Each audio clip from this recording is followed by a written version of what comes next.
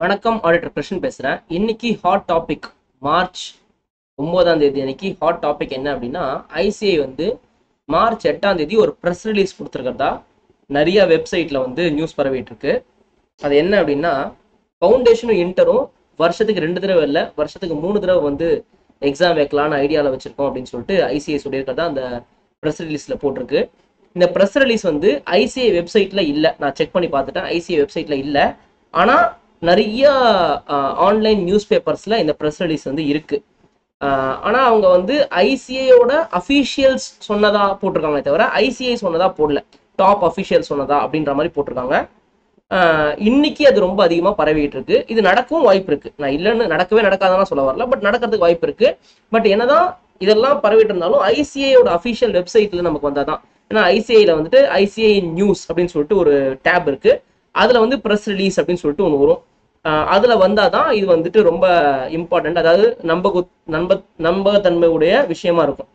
என்ன சொல்லியிருக்காங்க அப்படின்னா, ஃபவுண்டேஷனும் இன்டரும் வருஷத்துக்கு 3 தடவை கண்டக்ட் பண்ணுவோம், அதாவது ஜான்வரி, மே ஆர் ஜூன், செப்டம்பர் அப்படின்னு 3 டைம் நாங்கள் கண்டக்ட் பண்ணுவோம். இதனால வந்து வெயிட்டிங் பீரியட், அதாவது படிச்சுட்டு ரெடியா இருக்கிற பசங்களோட வெயிட்டிங் பீரியட் குறைச்சலா இருக்கும் அப்படின்ற மாதிரி சொல்றாங்க. இது வந்து படிச்சுட்டு ரெடியா இருக்கிற பசங்களுக்கு குறைச்சலா இருக்கும்ன்றது எனக்கு எந்த அளவுக்கு புதுசா சொல்ல தெரியல. ஏன்னா இப்போ இன்டருக்கு ஸ்டடி பீரியடே 8 மந்த்ஸ் தேவைப்படுது. அப்படின்னா பிப்ரவரி மாதம் நீங்க படிக்க ஆரம்பிச்சினா தான் உங்களுக்கு வந்து அந்த 8 மந்த்ஸ் வந்துட்டு அக்டோபர் மாதம் முடியும். அப்போ வந்து நீங்க நவம்பர் எக்ஸாம் எழுதலாம். ஸோ இது வந்து படிச்சு ரெடியா இருக்கிறவங்கன்னு சொல்றதோட ரிப்பீட்டர்ஸ்க்கு ஹெல்ப்ஃபுல்லா இருக்கும்னு தான் எனக்கு சொல்ல தோணுது. ஃபர்ஸ்ட் டைமர்ஸ்க்கு இது எந்த அளவுக்கு ஹெல்ப் பண்ணும் அப்படின்னு எனக்கு சொல்ல தெரியல, ஆனால் ரிப்பீட்டர்ஸ்க்கு இது கண்டிப்பாக ஹெல்ப் பண்ணும்.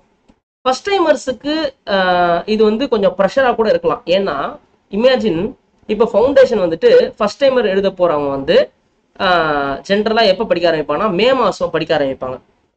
ஸ்கூல் முடிச்சுட்டு மே மாதம் படிக்க ஆரம்பிப்பாங்க. ஸோ குறைஞ்சபட்சம் என்னை பொறுத்த வரைக்கும் 6 மாதமாவது அவங்களுக்கு டைம் ஆகும். So May, June, July, August, September, October.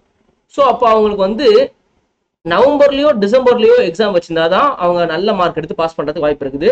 So இப்போ இந்த மாதிரி ஆட்களுக்கு டிசம்பர்ல எக்ஸாம் வைக்காம ஜனவரியில் எக்ஸாம் வைக்கிறதுன்றது அடிஷ்னலா 1 மந்த் டைம் கொடுக்குது. இது ஒரு பாயிண்ட். ஏன்னா செப்டம்பர்ல எக்ஸாம் எழுதிட முடியுமான்னு கேட்டா ஃபர்ஸ்ட் டைம் படிக்கிறவங்களுக்கு கஷ்டம்.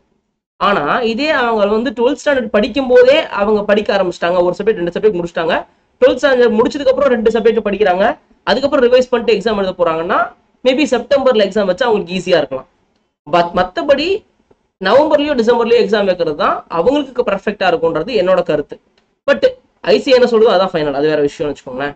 ஸோ மேபி ரிப்பீட்டர்ஸுக்கு இப்போ ஃபார் எக்ஸாம்பிள் ஆல்ரெடி எக்ஸாம் எழுதி ஃபெயில் ஆனவங்களுக்கு இந்த கண்டிப்பா இந்த 3 டைம்ஸ்ன்றது ஹெல்ப்ஃபுல்லா இருக்கும். பட் ஃபர்ஸ்ட் டைமர்ஸ்க்கு இது எந்த அளவுக்கு ஹெல்ப்ஃபுல்லா இருக்கும்ன்றது எனக்கு சொல்ல தெரியல. இது வந்து இன்டருக்கும் ஃபவுண்டேஷன் இப்படி சொல்லியிருக்காங்க. பட் ஃபைனலுக்கு வந்து அதே மாதிரி 2 தடவை தான் நாங்கள் பண்ணுவோன்ற மாதிரி சொல்றாங்க. எக்ஸிஸ்டிங் என்ன இருக்கோ அதான் பண்ணுவோன்ற மாதிரி அந்த இதில் போட்டிருக்கு. ஸோ அஃபிஷியலாக ஐசிஐல நியூஸ் வந்ததுக்கு அப்புறம் நம்ம இன்னொரு தடவை இதை பற்றி பேசுவோம்.